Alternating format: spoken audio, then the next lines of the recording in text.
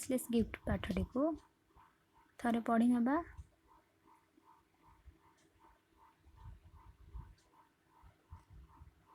ପଢ଼ିବା। I went to a vegetarian restaurant. It was lunch time. There were people eating and drinking. The restaurant was very crowded. I saw that some of the chairs and tables had been pushed into a corner. I chose the corner table, seated myself, and started skimming through the newspaper.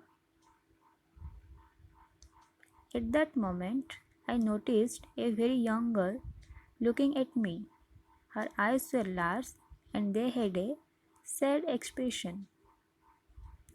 As she was going out, she asked the cashier in a low voice, "Is that gentleman an Indian?" "I think so," the cashier replied.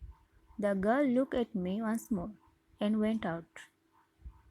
It surprised me. Why? What was the matter? Her interest in me aroused my curiosity in her. When I had finished my lunch, I asked the waiter, "Do you know the girl who was sitting out there?" "No, sir.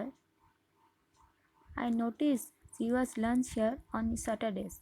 She comes on payday only. Perhaps she does not earn much." I was moved by what he said. The curiosity I felt about the girl perished. Why had she inquired about me? Who was the mysterious child? I kept thinking of her poverty-stricken, sad, anxious figure. Could I help her in any way? The week passed. Saturday came again. I went to the same restaurant. As I entered, I saw her sitting at the same table as before. She was eating. I went up to her and took the chair opposite hers. I wished her a good afternoon, and then, by making one brief remark after another, I was able to start conversation. At last, she asked, "Are you an Indian?" "My brother is in India. He is a soldier. We have not had a letter him for a long time. My mother is very worried. She is afraid something has happened to him." I learned that her only guardian was her brother. She lived with her old widowed mother, Mrs. Betty. I understood how she felt. I think she wanted me to see her mother, but she did not have the courage to ask me to accompany her home. We finished our lunch and got up together. As we walked, I asked her, "May I know your name?" "My name is Maggie." We chatted pleasantly and soon reached a bus stand. This gave me the opportunity to asking her where she walked. "Do you usually go this way?" I asked. "No," she answered. "I usually take the village bridge. It is being repaired at that moment." Soon I approached the neighborhood. We had reached a narrow doorway. Maggie took a thin latch key out of her pocket and opened the door. She entered and said, "Please come in." Together, we descended the stairs to the kitchen. "Mother," said Maggie from the doorway, "an Indian gentleman has come to see you." "Where is he?" the old woman asked eagerly. With a smile, I stepped into the kitchen behind Maggie. She introduced us. "How do you do?" I said and held out of my hand. "Excuse me, my hands are covered with flour. I am making cakes. People will come to buy them this evening. This is the way we make our living. Lots of trouble. Saturday night is a time of festivity in poor neighborhoods. All kinds of things are sold on this night. The streets are more crowded than any other day. This is the day when they are able to spend a little from their weekly wages."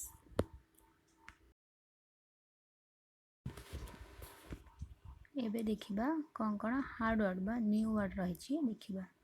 Skimming, SKIMMING, skimming अर्थ the action of reading something quickly शीघ्र शीघ्र पढ़ा जमती news paper पढ़ला बेले केवल headline देखू exam पूर्व देखला नोट देखी गला बेले केवल हेडिंग गुड़ा को देखी जाऊ आम मन रही कहुए स्किमिंग। तापर अच्छी नोटिस NOTICEED नोटिस अर्थ ऑब्जर्व बा ध्यान दे देखिबा बा ध्यान देबा। यापर अच्छी cashier CASHIER who handling the payments hotel रहती आम जहाँ को पेमेंट दे आसू टंका दे आसू बिल दे आसू ताकू कैशियर कहती। तापर रही मैटर MATTER मैटर अर्थ फैक्ट बा घटना व्हाट वाज द मैटर अर्थात घटना कौन।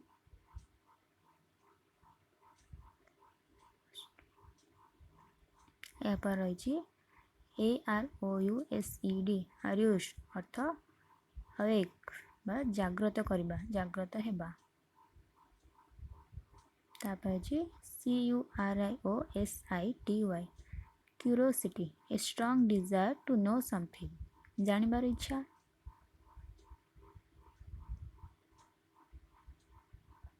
नेक्स्ट देखिबा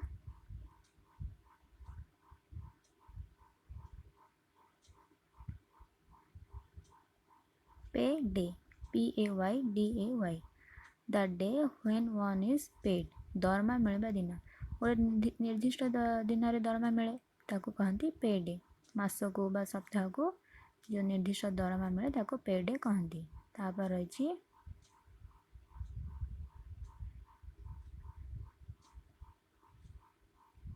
इनक्वायर्ड an act of asking for information तदंत करवा जन को अन्य जनक विषय पचारिबा बुझिबा ता विषय। यापर रही poverty stricken suffering extremely because of lack of money टंका अर्थरे बा टंका बा अर्थर अभाव बंचिबा।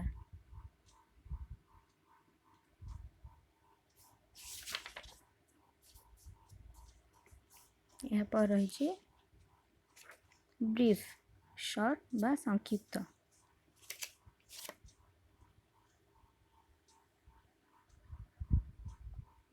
यापर रही ए कंपनी अर्थात गो उस समन जन सहित जीवा कंपनी देवा जो कहती मिसिकी जीवा।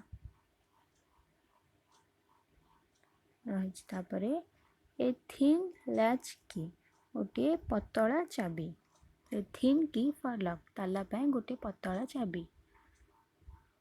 तापर रही डिसेंड DESCENDED अर्थ ओह्लाइबा सीढ़ी रु तल को ओह्लाइबा मूव डाउनवर्ड्स।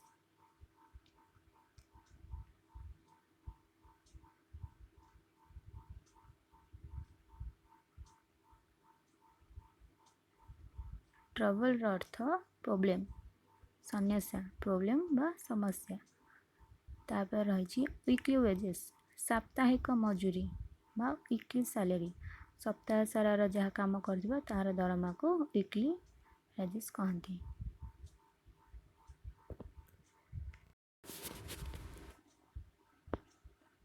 आज the priceless gifter first paragraph रे कौन दीजिए देखिबा बुझिबा।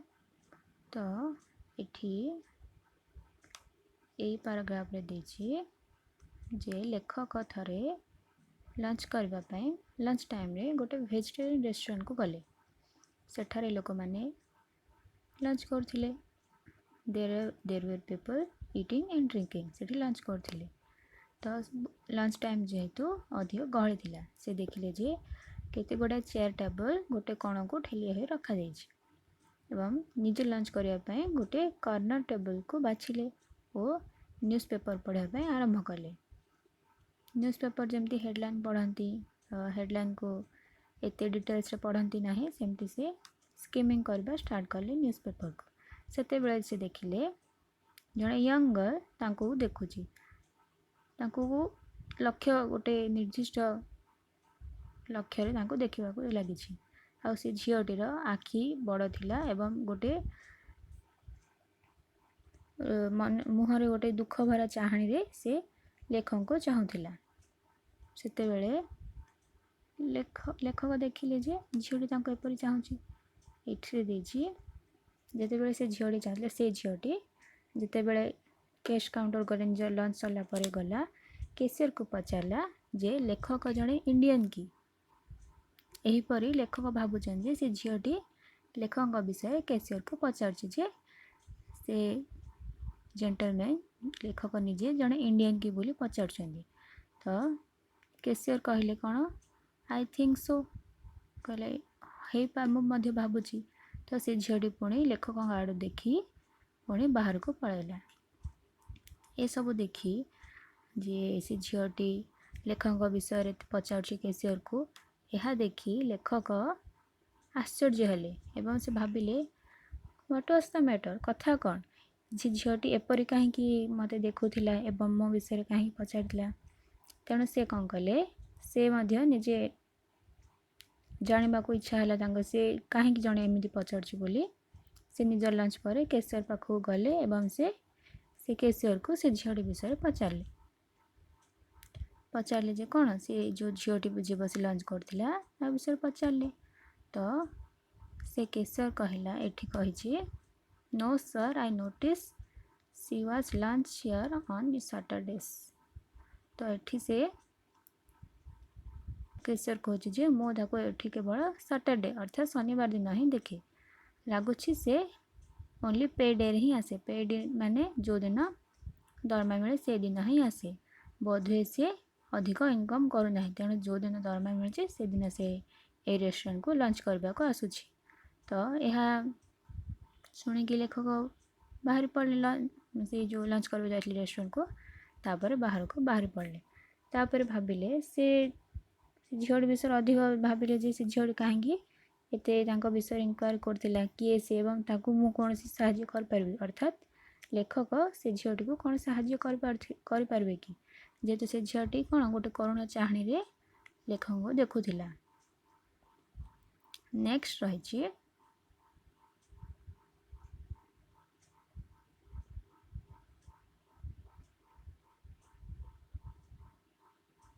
तापरे द वीक पास्ट गोटे सप्ताह पर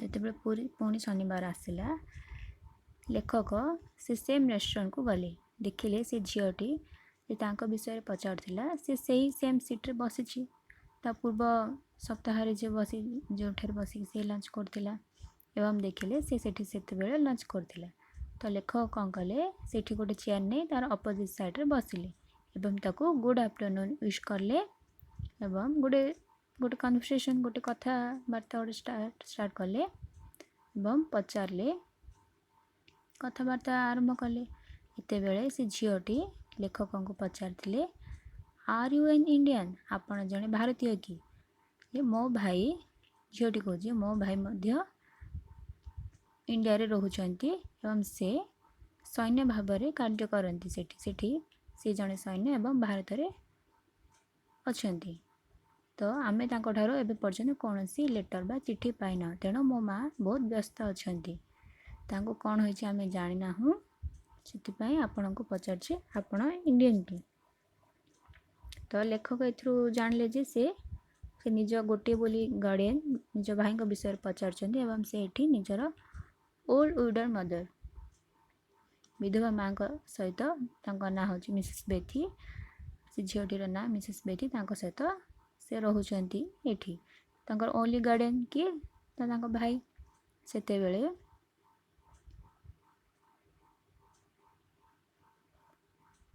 यही कथबार्ता पर से माने लंच कले मिसिकी लंच कला पर से बाहर को बाहरिले घर जावाई बाहर को बाहरिले जो मिसिकी गला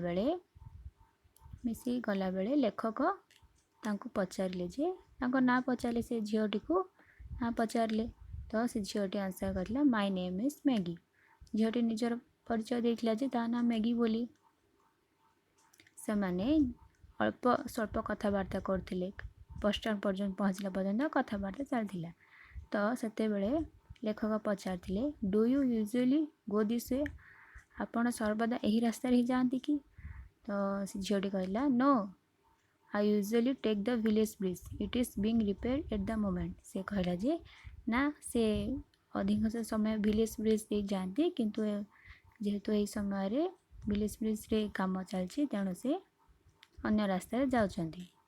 सेतेबेले तांके घर पाखापाखि अर्थात soon we approach a neighbourhood से माने तांकर अंचल पाखरे पहुँचा पर सेठारे गोटे नेरो डोरवे ठारू तांको घर आड़ को गले अणओसारिया घर रास्ता गले।